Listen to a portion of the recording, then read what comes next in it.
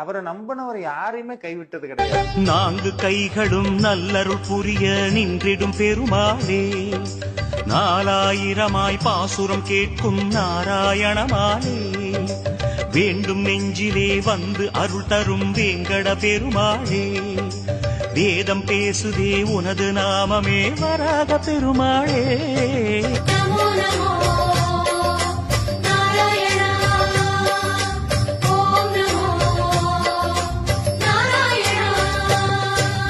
திருப்பதி மலையில் திகழும் நாதனே எங்கள் பெருமாளே, திருவருள் பொழியும் தேவாதி தேவா மாலே பெருமாளே, வருமிடர் தீர வந்தோமையா வேங்கட பெருமாளே, மாமலை வாசா எங்கள் வாழ்வினில் இந்நாள் பொன்னாளே.